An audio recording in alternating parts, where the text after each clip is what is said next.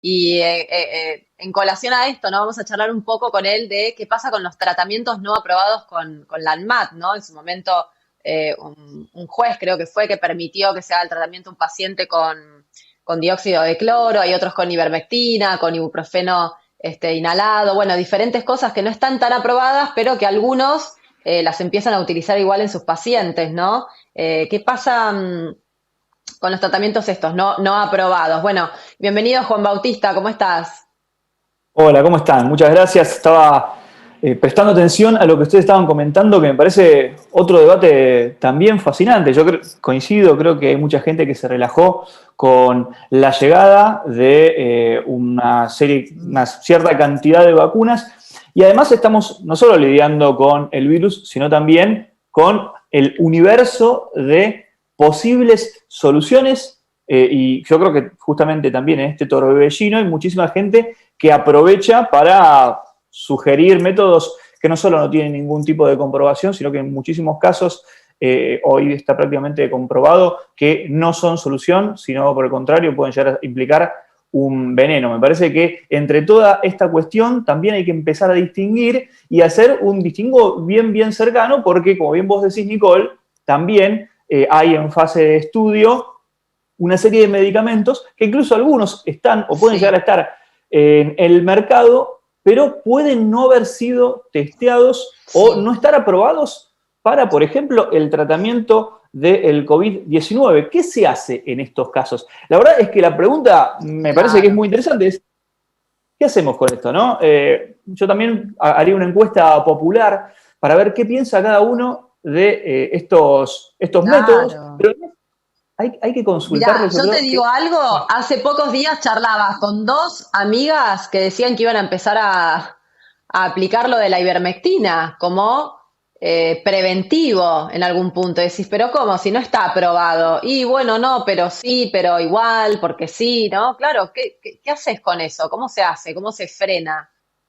Claro, claro, tal cual. Lo primero que le preguntaría a esas personas, que, a ver, insisto, yo creo que cualquiera puede tener una inquietud, más aún puede tener una inquietud si no es experto en el tema. Lo primero que habría que consultar es quién le indicó ese método, ¿sí? Y en base a eso, sí, empezar a indagar un poquito más. ¿Por qué decimos Claro. esto? Bueno, lo primero que hay que decir, vos bien mencionabas a la ANMAT. La ANMAT, que se menciona muchísimo pero se explica poco, es la Administración Nacional de Medicamentos, Alimentos Sí. y Tecnología Médica. Se encarga, entre otras cosas, justamente del registro, el Ujú. control y la fiscalización de esos medicamentos que están a la venta, ¿sí?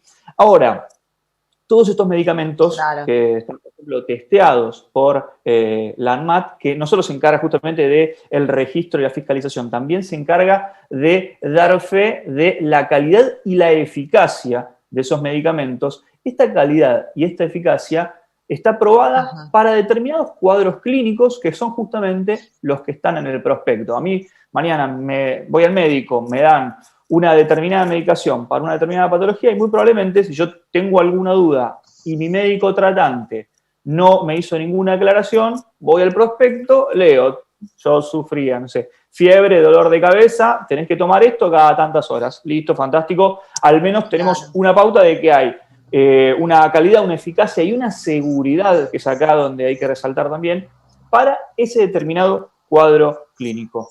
El tema empieza a Claro, aparecer por cuando... ejemplo, yo la ivermectina la tengo conocida en mi radar para tratamiento de sarna en los animales y a lo sumo de algún parásito en la piel e interno, ¿no? Y de golpe estás escuchando personas que quieren ingerir ivermectina como algo preventivo para el COVID.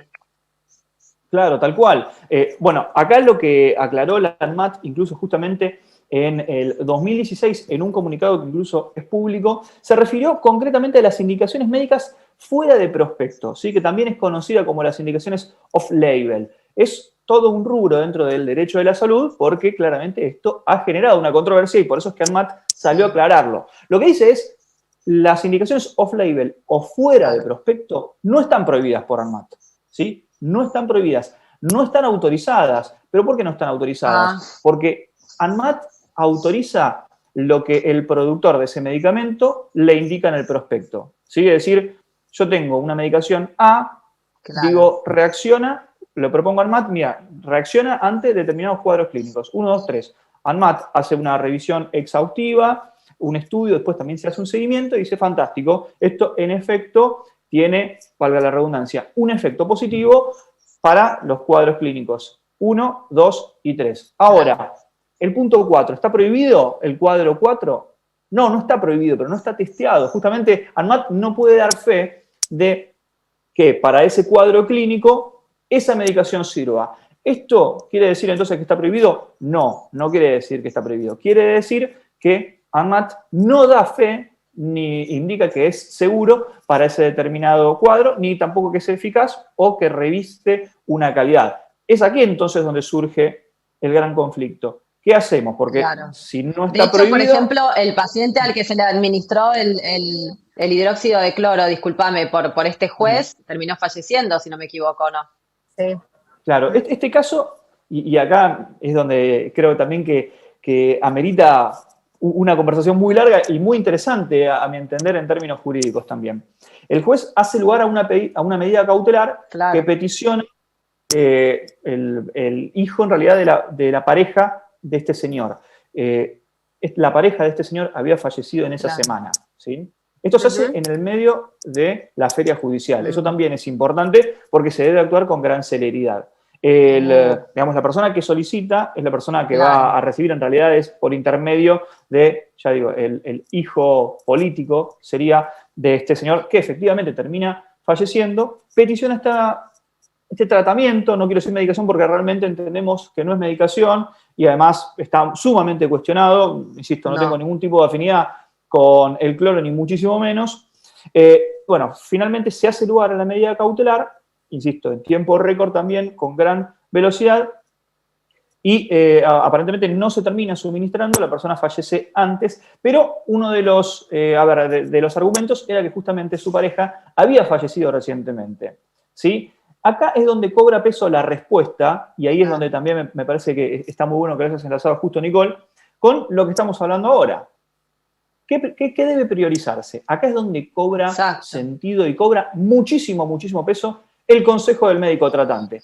Por eso cuando vos me comentabas, tengo unas amigas que quieren tomar ivermectina, yo te decía primero, ¿quién lo indicó? Porque acá sí va a empezar a correr y va a empezar a pesar muchísimo el consejo del médico tratante. Por ley también, el médico tratante, por el libre ejercicio de su profesión, tiene derecho a indicar una medicación que él entiende frente a un determinado cuadro, podría resolver la situación, mitigar el riesgo o, bueno, generar un efecto beneficioso en el paciente. ANMAT incluso lo señala. ¿Así no haya sido aprobada por la ANMAT? Exactamente, sí, porque lo que hace el ANMAT es decir, yo no testeé este medicamento para este cuadro médico. Entonces, lo que dice es, acá sí va a pesar especialmente la responsabilidad del médico tratante, que el médico tratante no solo ejerce su profesión, en el mejor de los casos, con la mayor buena fe, sino que es el profesional que reporta la confianza del paciente. Y ojo con esto, Juan, porque no es que... Sí.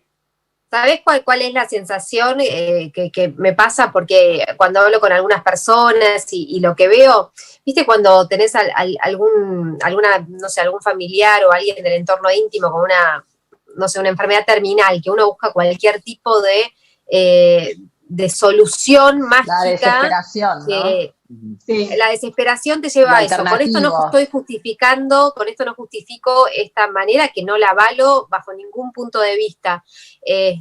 Lo que digo es que me parece que el tema psicológico está empezando a pesar bastante en todas las personas en el medio de esta pandemia, porque escuchás desde aquellas personas que quieren estas soluciones mágicas de empezar a improvisar con estos medicamentos que uno no sabe bien de qué se trata y que no hacen bien, y te lo tiene que dar un médico.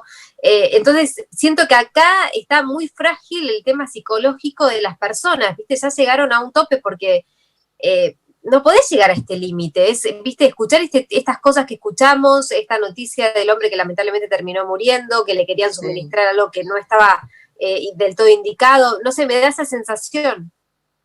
Sí, lo que vos estás diciendo es exacto, por eso también creo que estaba bueno situar el contexto, que es en el medio de la pandemia, en el medio de la feria judicial, se hace una petición cautelar. Hacía pocos días había fallecido la esposa de este señor. Insisto, este es un caso muy especial también porque el caso del cloro está muy conversado y, digamos, hay varias voces que dicen que no tiene ningún efecto, sino todo lo contrario. Entonces, la verdad que es un caso especial. Pero yo, incluso corriéndolo, si se quiere, de puntualmente el tema del cloro, esto en la jurisprudencia sucede muy, muy seguido, que es, se asigna el valor que le da el médico tratante y se está siempre por el consejo del médico tratante, que acá sí hago una aclaración importante, debe responder frente a ese consejo médico. Es decir, hay, por ejemplo, se puede lograr la cobertura de tratamientos o medicaciones que no estén aprobadas por ANMAT e incluso que no estén avaladas por la ciencia, sí. Pero el médico tratante tiene que justificar por qué dio ese medicamento, por ejemplo, para una determinada patología, y lo tiene que hacer con, en el mejor de los casos, con documentación sólida, con estudios de otros lugares, con bibliografía de peso, porque obviamente de otra forma va a tener una responsabilidad. Qué raro que un médico arriesgue con algo que no está probado, como vos decís, para ese uso sin necesidad, porque tampoco, viste, sí. Sabes que me digas, es un familiar y lo arriesgo porque lo quiero y bueno, me la juego, pero por una persona que es un paciente tuyo, darle algo que no tenés ningún aval y poner en juego tu carrera, es rara la gente a veces, ¿eh? No, pero yo creo que tenía mucho que ver lo que decía Corita, Pablo, hay mucha gente desesperada, hay gente que vio que otras personas se vacunaron y que se volvieron a contagiar, entonces dice, ¿qué hago ante la desesperación? Bueno, pruebo esto a ver si esto me sirve, o sea, la realidad es que hay mucha gente que está desesperada, que no ve a su familia hace más de un año, que no sale de su casa, que ve que hay gente que se vacuna y se vuelve a contagiar, que no sabe la efectividad de la vacuna, bueno, hoy lo supimos, pero digo, me parece que es un conjunto de todo. Sí, pero digo, sin aval de médico. No, o sea, lo de la vacuna igual es un tema de que son 2 dosis y la mayoría que se dio una se relajó, no se cuidó más, no usó el barbijo y con una no estás cubierto al 80 ni al 90, seguís teniendo casi el 40%, 50% probabilidades de contagiarte. Eso es lo que había leído también, ¿no? Sobre la vacuna. Claro. Hay que decir también que entonces por ahora, hubieron muchos que se dieron la primera dosis y se contagiaron. Claro, hay que decir también que la vacuna por ahora, la del COVID-19, no está en el calendario de vacunación, por lo tanto, no es obligatoria por ley a toda la población, ¿sí? Las vacunas obligatorias son las del calendario de vacunación, incluso la ley justamente que... Pero eso debe ser porque no hay, ¿no? Para todos. A ver, en realidad también es toda una decisión incluir una vacuna en el calendario de vacunación, ¿no? Más en este contexto. Podría llegar a autorizarse por vía de excepción, pero también hay una controversia porque mucha gente dice yo no me la quiero dar esta vacuna. Lo cierto es que si esa vacuna pasa al calendario de vacunación, la ley incluso faculta a la autoridad competente sanitaria a no solo la notificación a las personas que consideren que deben dársela, sino incluso a la aplicación compulsiva. ¿Sí? Esto quiere decir que si se incluye en el calendario de vacunación y es obligatorio, el Estado podría incluso ir hasta ir y vacunar compulsivamente a esa persona sin preguntarle 2 veces si se quiere vacunar o no. Esto también ha traído un fallo de reciente publicación el 21 de enero en La Pampa, un universo de familiares en representación propia y de sus hijos intentaron que no les sea obligatoria la aplicación de las vacunas del calendario y del COVID, y el juez de La Pampa rechazó in limine el amparo, ¿sí? Lo que quiso decir es, las vacunas del calendario de vacunación son obligatorias y la del COVID todavía no sabemos, por ahora no es obligatoria, así que no habría ningún agravio. Lo cierto es, si mañana, como política sanitaria, el Estado dice que debe incluirse en el calendario de vacunación, esa vacuna muy probablemente, salvo que encuentre algunas excepciones, va a ser obligatoria y ahí, bueno, vamos a tener otro debate que yo creo que es muy interesante en torno a la aplicación. Claro, ¿y qué pasa con estas familias que eligen no vacunarse, por ejemplo, y no le dan a sus hijos las vacunas obligatorias? Bueno, porque esto también no es pasa una un elección. montón. Tal cual. Bueno, sí, hoy hemos visto y cobraron, si se quiere, vuelo a mitad del año pasado ya esta parte, el movimiento antivacunas que dice yo no vacuno a mis hijos. Bueno, hay también antecedentes en la jurisprudencia, en el fuero civil, jueces que han obligado a los padres a vacunar a sus hijos a un determinado menor de edad, justamente porque las vacunas del calendario no son opcionales. Son obligatorias.